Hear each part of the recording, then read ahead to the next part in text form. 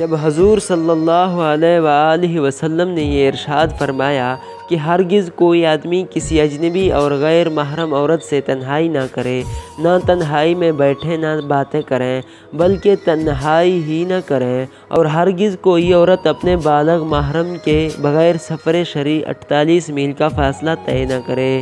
تو یہ سن کر ایک صحابی بولے، یعنی میرا نام دے دیا گیا ہے جہاد کے لیے، میں جہاد کے لیے جا رہا ہوں اور میری بیوی حج کا احرام باندھے نکلی ہے۔ تو اس پر حضور صلی اللہ علیہ وآلہ وسلم نے فرمایا کہ جا تو پس حج کر اپنے بیوی کے ساتھ۔ اس سے معلوم ہوا کہ عورت کے ساتھ محرم کا ہونا سفر میں بہت زیادہ ضروری ہے، تب ہی اس کو ترجیح دی اور مقدم کیا جہاد سے۔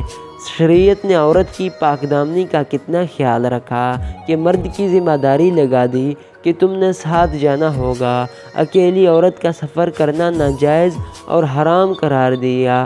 بخاری اور مسلم کی دوسری حدیث میں آتا ہے کہ ابو ہریرہ رضی اللہ تعالیٰ عنہ سے روایت ہے کہ حضور صلی اللہ علیہ وآلہ وسلم نے فرمایا کہ ہرگز کوئی عورت ایک دن یا ایک رات 12 میل چلنے کی مسافت طے نہ کرے بغیر محرم کے۔ مقصد یہ ہے کہ جس کو عرف میں سفر کہتے ہیں وہ اکیلی عورتیں طے نہ کریں۔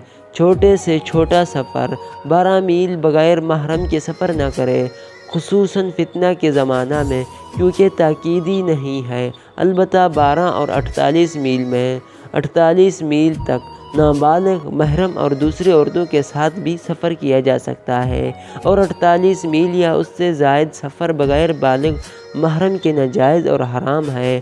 واللہ اعلم بالصواب۔ اور بعض روایت میں 6 میل اور بعض میں 8 اور بعض میں 12، یہ سب افضلیت پر محمول ہے۔ ہاں، البتہ ایک موقع ہے جہاں شریعت نے عورت کو بغیر کسی محرم کے جانے سے نہیں روکا۔